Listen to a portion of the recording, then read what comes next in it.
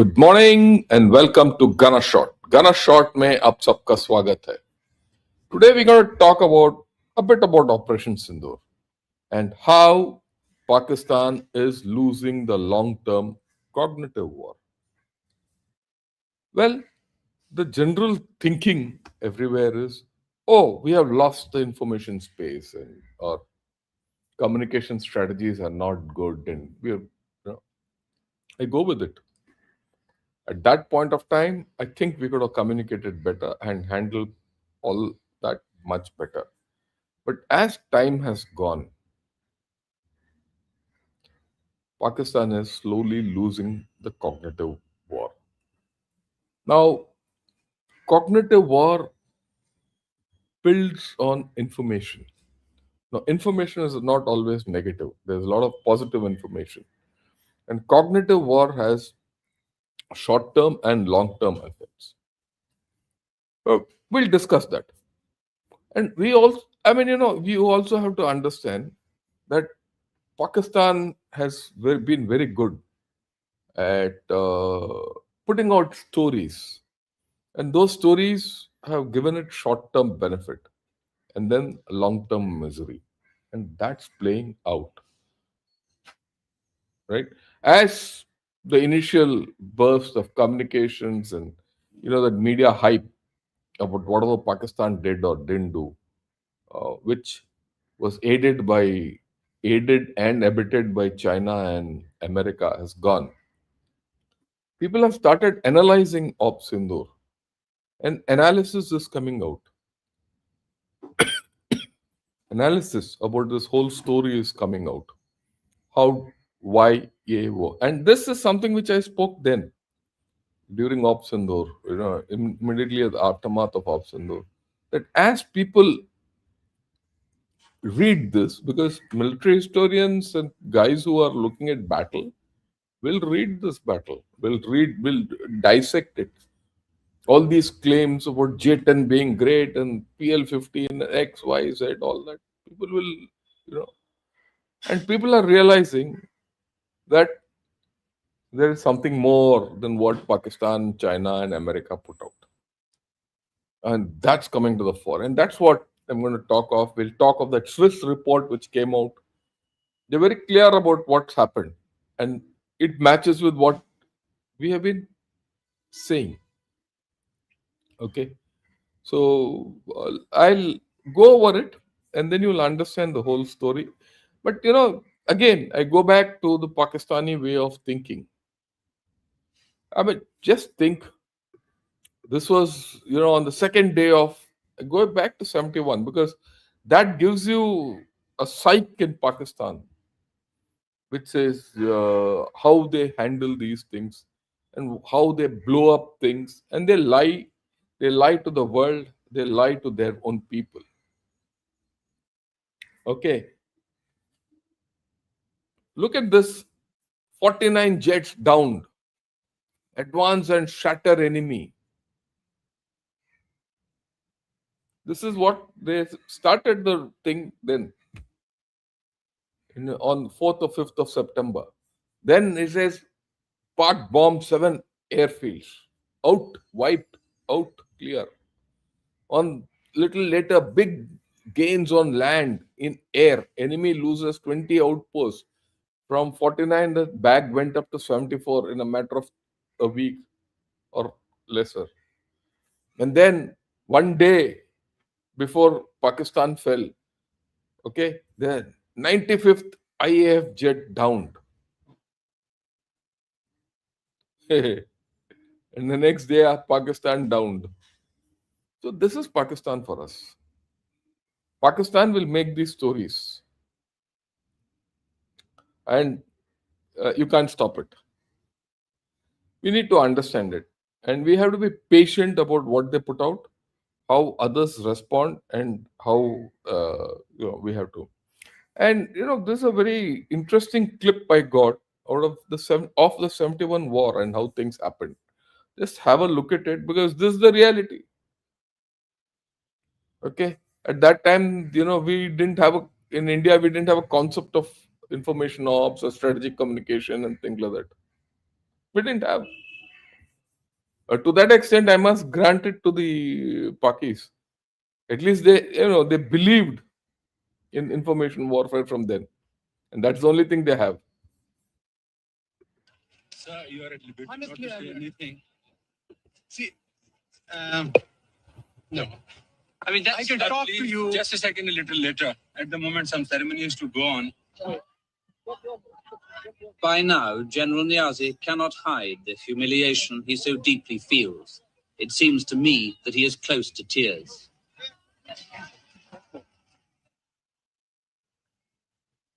And suddenly, we all feel desperately sorry for the once blustering general. At this moment, I think most of us would have given almost anything to see Yahya Khan in General Niazi's place. The change of ownership of one of the most populated and poorest parts of the world is now being confirmed.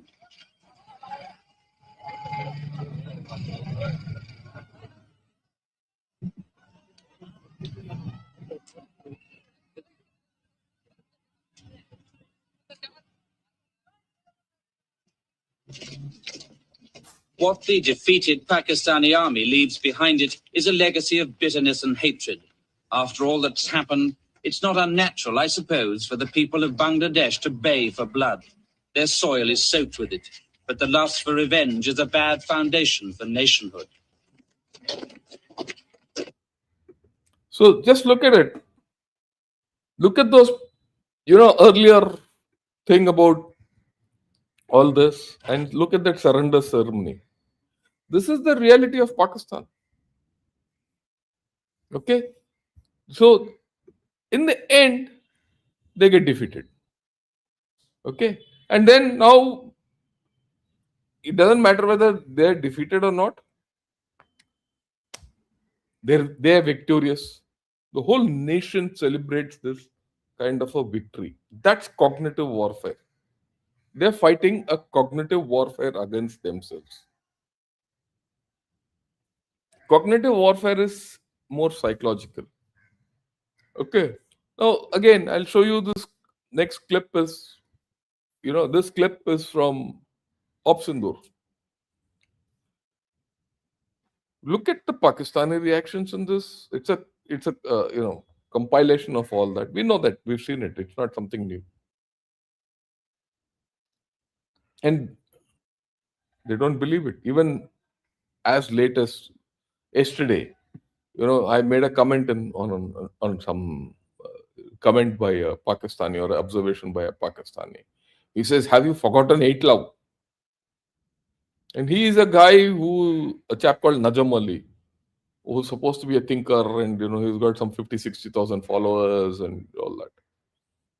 So they're thinking cognitively. They think they have won every time, and they're losing it. I'm putting this out basically to remind people and remind the Pakistanis where they are. And I'll now thereafter go into this business of cognitive war. Okay.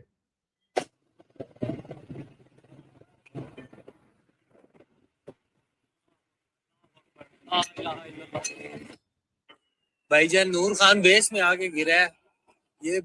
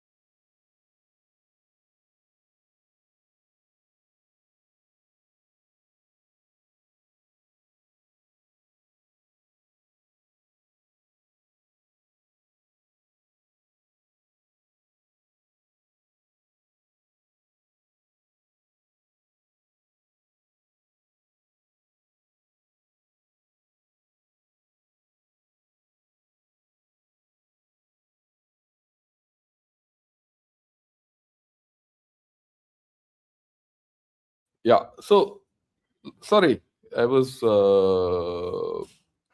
Yeah, we lost your audio. I hope now I'm clear. Okay. Right. So this is exactly what I'm going to do. Okay. And just think a nation which has gone through all this. You look at the people, and this nation is declaring victory. You look at these people. Oh yeah, Allah Madad. Oh shit. This is the reactions they've got, and these are clips of Pakistanis. They're not Indians. This thing they've sent it across from somewhere. Have you seen one clip from India which is like this, where the people of India have said, "Oh, we are under threat"? No, I have not seen it. Nor have the Pakistanis produced it. Yet they're this thing. So if you look at it cognitively, this is their fundamental thinking that we will win at all costs. It doesn't matter if I lose, but I still win. Okay, why am I getting to that? And I'm all this. Why am I talking? Right? Um, our general impression is that India did, we did very well, and but lost out during the information war, Op Sindoor.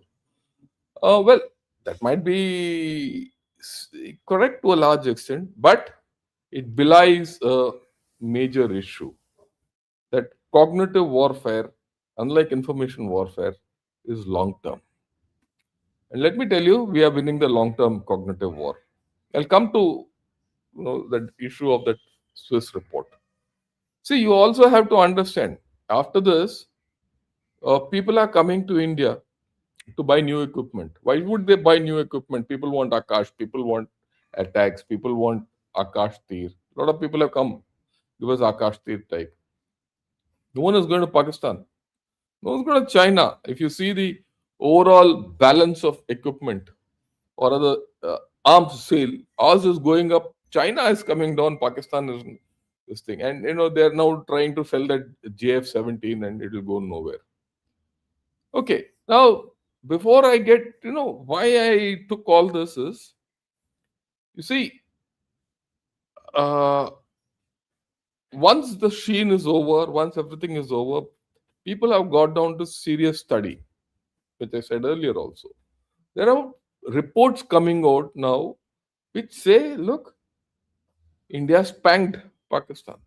And that Swiss report very clearly says so. This is the third or fourth report which has come out. One is by the chap John Spencer of the Small Wars Institute in USA. Second is by Walter Ludwig. And Walter Ludwig is from Russia, UK. This came out earlier. Now the Swiss have come out with their report. We'll touch that report. Okay. So, and see the long term effects, the overview, and away from the razzle dazzle, people, military historians, professionals, they always dissect an operation because they have to learn. Like we talk of the Russia Ukraine war and how things were used and how weapons were used, how information flew, all that. They're also doing it, and they're coming out with something. And this is going to affect Pakistan. Remember this. And I'll talk of that a little later. And for that, you have to understand this business of this, what is cognitive warfare. I'm going to link this up with that first report. Just be patient. So, what is cognitive warfare? Cognitive warfare operates at two levels. One is the tactical combat level and the operational level, and one is the strategic level. Okay. Now, the short term one is for immediate effect in combat. Immediate, the morale goes up or morale goes down. Okay. And it is fed to a target audience. Like the Pakistanis always do, 49 jets down, 95 jets down, when you're on the verge of a loss. But At the strategic level, it's a long term process. Okay? It also destroys the short term cognition and has a long term effect. And that's playing out today. You have to understand. Now, this long term cognition or the cognitive warfare is based on analysis, sorted information, analyzed information with historical correlation. And it comes much later. It might take 1, 2 years. People write books on it and all. And here, when I talk of the cognitive warfare which Pakistan is losing after Op Sindoor, it is not based on Indian reports. Indian reports on this will be biased. Obviously, if I write about India, I will bias myself. A guy writes about Pakistan, he'll this thing. And if you notice, not many guys have written about what's happened in Pakistan. In fact, I have not seen any. I've not heard of any. Right? So, but the books coming out of India are huge. Reports coming out of India are huge. But what's interesting, reports coming out of third party countries. Now, these third party countries and all, they look at holistic impressions. They see both sides, all that. Okay. That's why I said long term things are important. Now, what are the targets of this cognitive warfare? When you say cognitive warfare, what are the targets? One, there's a domestic audience always. If I'm carrying out cognitive warfare against Pakistan, I have to carry it out in a manner that Indians on my side say they're winning very clearly. Then the opponent, he has to be convinced that he is losing. He has to be convinced that he is losing. Remember this. And of course, international bodies, neutral audiences, they will form an opinion and judgment on the outcomes of any conflict, event, and that's happening. And at this point of time, as I'm speaking to you, I'm carrying out cognitive warfare against Pakistan. And of course, China. I am. This is cognitive warfare. I'm convincing Pakistan that they're losing. You've seen that, right? Pakistanis have to be convinced that they're a losing nation. They've never won. They've never won a war from then to now. You can keep talking what you want. Eight love, all that. Right? Now, the general impression again in Op Sindoor, I'll get back. I'm going in and out of theory and practice. The impression was that, we were okay in combat, very good and aggressive in combat, but very conservative and traditional in our information campaign. Yeah, we've always been, in fact. One of the problems with India is we don't know how to carry out a good information campaign. We believe in the long term. It's a good thing and a bad thing. Okay. I'll give you another example. When Trump was making all that nonsense out, India is a dead economy, one. Well, we took it. We didn't react. We didn't go on a counter information campaign. It's paying off now. So the long term thing always pays off. And our actions, our superiority, especially in Op Sindoor, now they are being established through multiple international analysis. It's not one, two. I'm quoting three major ones. Again, which I said earlier. One is by John Spencer. He keeps coming on our TV, and he has given out a thing in the Small Wars Institute in which he's there. He's given out the report is titled "A Battlefield Verdict on Chinese Weapons and India's Victory." It's very clear. India has won. Walter Ludwig, and he's spoken of the calibrated force in Op Sindoor and the future of Indian deterrence. Okay, so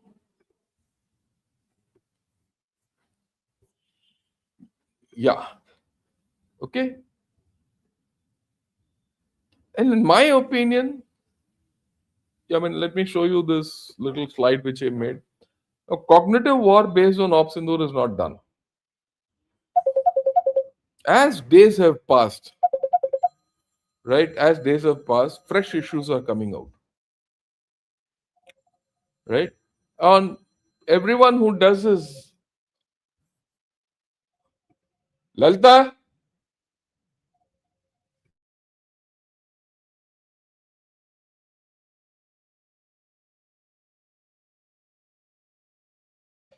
yeah, sorry. Uh, Now, there are hard facts which are coming out based on battlefield exploits, and that is what is driving our long term cognitive warfare against Pakistan. It's on. I mean, let me be very clear about it. And that is strategic. And I'll explain to you a little more, and that will not run away. Now, let me come to this explanatory note which has come out, or the exploratory note. CHPM. What is CHPM?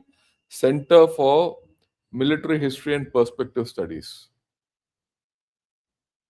That independent note. What they have said that their key strategic findings. Let me get to that. They have spoken of escalation dominance. Right? What has the report said? The report said India achieved escalation dominance by demonstrating both the capability and willingness to impose high costs on Pakistan while retaining control over the escalation cycle. We started the thing, the initiative was always with us. First, we hit their targets, the terror targets. The second lot which we did was we hit their communication systems. We took out their ADE, all that. And the third was hitting their airfields. And by the time we hit their airfields in two waves, the matter was done. So escalation was ours in our thing. We could go up or down. And finally, on 10th, we chose to back off. Right? That's important. Then this business of nuclear threshold. For the first time, we very clearly put it out that we will not be deterred by Pakistan's nuclear blackmail. And this is something which they talk of. You see, internationally, people have now said, look, India has called out Pakistan's bluff. So people are going to tell Pakistan hereafter, stop calling this bluff. This bugger, Asim Munir, has got nothing else to do. He'll talk of it. But that's okay. Right? And, both sides, we claimed hell of a lot. We also claimed more. They claimed more. They claimed bloody 20 aircraft down and 8 correct down, whatever. And that they won the war. They knocked off S-400, all that.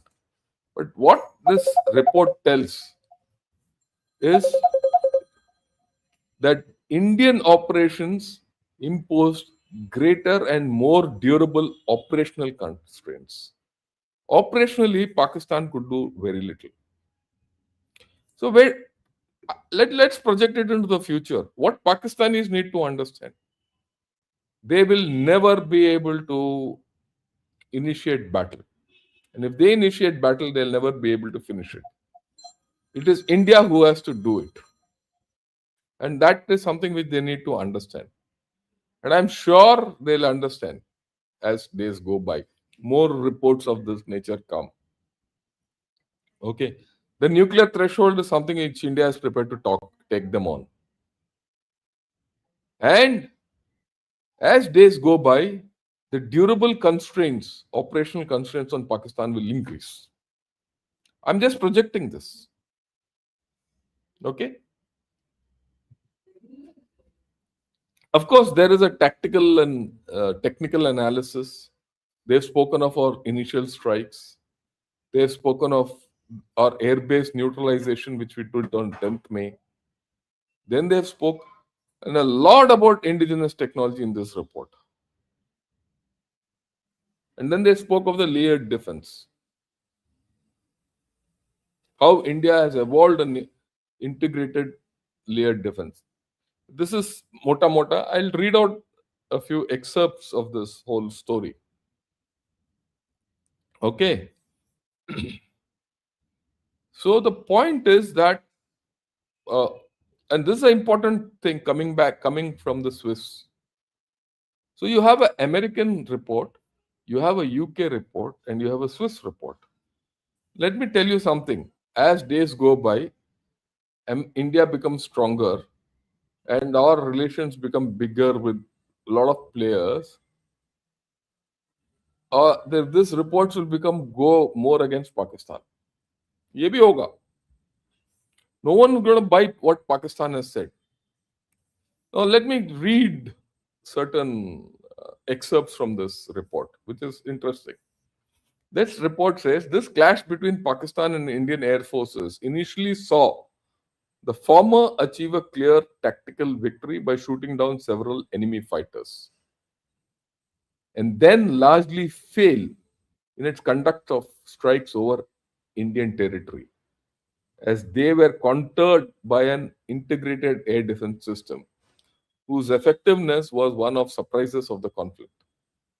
So we had surprises also. Conversely, the Indian Air Force managed to significantly degrade the enemy's air defense system, then concluded the conflict by carrying out a series of spectacular strikes against Pakistan's principal air force stations. Thus, by achieving clear air superiority, India coerced Islamabad into requesting a fair. So you're looking at establishing air superiority. You're looking at coercing Pakistan into a ceasefire. This is the verdict. Of course, we have lost aircraft. That even our CDS has said. Okay, that was a tactical victory which they have said. Yeah, let them get. After all, every country wants to show off it did something. It has to do something. No, all that is there. But after that, it was a one-way street. After the first evening, when we lost maybe one Rafale and one MiG or whatever, two or three aircraft, I don't know. No one will tell you this, right? It was a one-way street. We blocked them, we hit them, and we re-hit them. And this is what people are now talking of. Then, of course, this report says the PAF is constrained by two major factors. The first is geographical. Pakistan lacks strategic depth, meaning that most of its air bases lie within reach of Indian tactical aviation. We're not talking of strategic aviation. Tactically, we can hit their strategic depth. And of course, second is the chronic morass that plagues Pakistan's economy. Now, Pakistanis have to understand. This is something which Pakistanis have to understand, that they can't play against fire. They simply don't have the strategic depth. Now, if you don't have the strategic depth, you're done. Where you can't go anywhere. And this is something which is endemic. Even in 65, Pakistan flew their planes away to Iran. अभी कहाँ ले जाएगा? Okay, it's a known fact. And second, as their economy keeps going down, and it is going down, this differential in military power will keep increasing. I mean, it's a very simple thing. If your economy is contracting, which it is contracting, you can only take that much and give it to the armed forces. Whereas on the other hand, if your economy is increasing, right, you keep giving more because you have to. And as that happens, this differential with Pakistan will increase. People say, what about China? People will also talk of China. And I have to understand this, I have to explain this to everyone against China. China overall might have a bigger economy, might have a bigger capability, everything. Two things here. One, Chinese economy is started stagnating. We know that. And they're into internal problems. We also know that. Right? So their capability to put more money into their armed forces in a hurry is gone. Why? Because the armed forces hierarchy, who's supposed to do all this procurement, is down. They don't. We don't know what's happened internally. So that puts a big question mark on China. That's the first part. So their economy, all that vis-a-vis India, won't will start going down. That's the first thing. See, what happens is if you have a modern weapon system, you have to maintain it. You know that modern weapon system to start with is flawed and iffy. Then maintaining it means more money. So the amount of money which and lot of things, lot which is happening in China is corruption. If corruption is the thing which is happening in China, obviously their state of their weapons are not good, and the amount of money they have to spend on thing is more. So the economic edge gets thinned down. And as our economy starts rising, that gap starts reducing. That's the first thing. The second thing, which many people don't understand, okay, is this. Along the LAC, everything is equal. They might have better equipment, but they can't deploy it. You might have an excellent car, okay, the best car. You have a long Rolls Royce. But what if it doesn't fit into a garage, your garage, because your garage is small? So half the car will be in the garage, half will be out open to the weather, and it will keep getting spoiled. That's the problem with China. Because in Tibet, it doesn't have the airfields to deploy its air force. Okay. And it has to do everything from 6,000 kilometers away. And there's limited deployability on the mountains. You can't deploy people on the mountains. You have to sustain them. And the road communications, notwithstanding what PLA talks, oh, I have better roads and all, have that much capacity only. Beyond that, you can't. And you can't stock also, incidentally. That's the thing. You see, people also don't understand what is stocking important for. It's for ammunition. You can't go and stock, in Tibet that much ammunition which you need to fight the next war with India for a month. Colossal amount of ammunition. Even China won't have that much. And if you dump it there, what happens the rest? No country can afford it. So when you look at this economy difference here, against Pakistan and India, it works. Against China, then the terrain nullifies it. I've always said China has poor geography. Okay. The second thing which this report says, and this I'm quoting from the report, Op Sindoor marked a significant evolution in Indian counter-terrorism doctrine. A doctrine has changed. It now equates a terrorist attack to an act of war warranting a decisive response. And psychologically, the Pakistanis need to understand this. Doesn't matter what they do, it's an act of terror as an act of war. Now, the thing which Pakistanis have to probably, think very hard is when does an act of terror gets considered an act of war by India? What is the threshold which India will speak of when you consider it as an act of terror or an act of war? They don't know. So when you undertake an operation, a big operation, they should know that there will be war. Something like Belgaum, something like those Pulwama strikes, all that uh, will invite war. Is a given. It's a given now, and Pakistan should say, okay, if this happens, expect war. So it's up to them whether to do it or not do it. That's the first thing. The second thing is, okay, you do a lesser action. I consider a terrorist and I choose to act, that's an act of terror. and it's an act of war. I can prosecute war. And you don't know when I choose to think that as an act of terror or act of war. Example, what happened in Delhi? We chose to think that it's an act of terror only and not an act of war. What if I chose that to be an act of war and went in? You have to think. It doesn't mean you will deter Pakistan from doing what it does. It all, you know, they say na the dog's tail, it's always twisted. You can't straighten it out. That's Pakistan. That much you know. So that's a problem. Okay.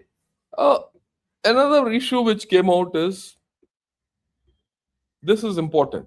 This is something which we need to factor in. Op Sindoor highlighted the symbolic significance that certain weapon systems can acquire in specific contexts, which is the weapon system which acquired the significance. Rafale. They targeted Rafale as a point of information warfare. They chose to highlight the PL-15. They chose to highlight the JC-10 or J-10C, whatever. It became as if these three weapons won the war for Pakistan. Well, that's their thinking. But now that's coming apart. Okay, if you read this report, it very clearly says how Indian Air Force, on the first day itself, managed the Chinese threat. I won't say Chinese, the Pakistani and Chinese threat, and had minimal losses. They had losses. As per them, it's about 3 aircraft, as per their assessment, not more. Right? Definitely not the 5, 6, 7, maximum 3. Maybe my guess is 2. My intelligent guess is 2. They're looking at this thing, that's okay. Okay. So, but the outweighed significance given to those are huge. Similarly, the significance of BrahMos from our side increased. Symbolically, the BrahMos, the S-400. So, but that is dangerous. We shouldn't get caught in this trap. It doesn't matter. I mean, let me put it this way. We lost more aircraft in 71. Okay? We lost. But that didn't stop us from winning the war. So we shouldn't get trapped in this that I had some losses. And you have to see it against the larger context of winning the war. Battlefield victories and losses are inherent in winning a war. That is something which we have to understand. And that is something the Pakistanis are now starting to understand. That it doesn't matter if you knock down an aircraft or a Rafale or claim that you have knocked down as 400. India has got better might and will always hit you. Then, of course, Op Sindoor came out with something very important, which this Swiss report talks of. It talks of the growing use of long-range air-to-ground weapon systems. Air-to-ground. It misses out on something else. It misses out on the potential of long-range ground-to-ground systems. Even mid-range ground-to-air systems. Because I've always believed the moment you use an aircraft, it's gone escalatory. Escalation control is better when you use ground-to-ground systems. Okay, and it talks, which is something which the people in Pakistan need to understand. A fighter equipped with systems and missiles capable of engaging at distances far exceeding its opponents enjoys a decisive advantage. The increased engagement ranges of air to surface and air to air platforms were matched by those of long range surface to air systems capable of forming a first defensive layer several hundred kilometers from their targets. So I think this is a very this report exposes Pakistan completely, right? And this puts a lot of things in perspective. And such reports will come. More reports of this nature will come. And as more reports of this nature comes, cognitively, Pakistan is getting affected. They have to. After all, just think of the common Pakistani who's experienced all those blasts which I showed you earlier. They've seen their aircraft, their air bases being hit. They've seen their terrorist targets being hit. The people have seen their own areas being hit. They've seen their air defense being taken off. Okay, they've seen it. They felt it. And now these reports are coming out to confirm whatever happened then. Just think of the mind of the Pakistani guy over a period of time. He has to live with the fear that it couldn't be his house next day, the next time. Okay, so I think cognitively, in the long term, Pakistan has started losing the long term cognitive warfare. In fact, it is this I said then. I'm now reinforcing it. This business of cognitive war is always difficult to grasp. It is a difficult subject, and to talk to the public on cognitive warfare is even more difficult. If I were to talk to a military population in a close setting, I'll talk differently. But it's been very difficult for me to put this talk in this manner. I'm glad so many of you joined me today. Right?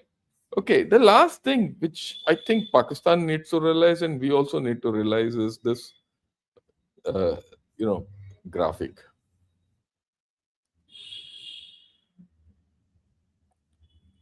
Right? There's an interesting graphic. This is the firepower index which came out few days back. Normally I don't bother about these indexes. These are all manipulated, everything. But as I went into it, I found something very interesting. See, if you see India, this is 26th rank and this is 22nd, 22. India from 22 to 22nd, it maintains one level. It's all they say as per this firepower index, we are number 4. Let's look at Pakistan. Pakistan was number 9 in 22, became 7 in 23, 9 back in 24, and then it goes down to 12 in 25, and in 26 it's rated 14. So there's a slide. There's a slide in Pakistan, and this slide will continue. That confirms to what the Swiss report said about the economy, and that the economy will not revive. And the economy will kill Pakistan militarily. It's a matter of time. We have to be patient. And that's what I keep saying. There's no military victory against Pakistan. You have to think politically. In this, I go the Chinese way. The Chinese think of every war as a political event. It's a political event. Okay. We have to start thinking that way. It's only when you start thinking that way that you'll see a lot of things happening. Because we don't have to fight with Pakistan. Another aspect of cognitive war which is being faced by Pakistan, the water. I don't know whether Indus Water Treaty will achieve what it is set out to do in a matter of years. It may take 5, 10, 15 years. But the cognitive aspect of that is already weighing heavily on Pakistan and its people. That one day they're realizing that they will not have water. On the day when they want water, they'll not have it. Similarly, if you start a political movement in POK, right, Pakistanis will have to think that one day we will not have POK or the so-called Azad Kashmir or the so-called Gilgit-Baltistan areas. And that collapses the CPEC. It'll have large effects.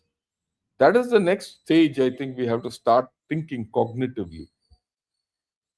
If you do this cognitive analysis, the the vulnerabilities of Pakistan are huge. It's huge. You have a diaspora, Pakistani diaspora to work on.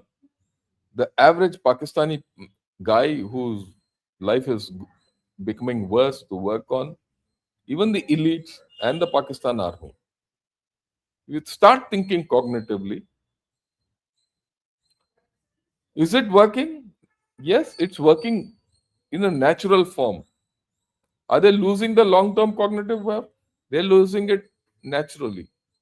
Can we help enlarge it? That's the challenge. Right. I'll leave it here. Right. And thanks a lot for all of you who joined. If you like this whole story, do press the like button. Also, subscribe to Gunner Shot and join me as a member. When I'd like people to join me as a member, like I said, it's for a noble cause. It helps people, underprivileged girls, getting education. That's where it goes. Membership fees.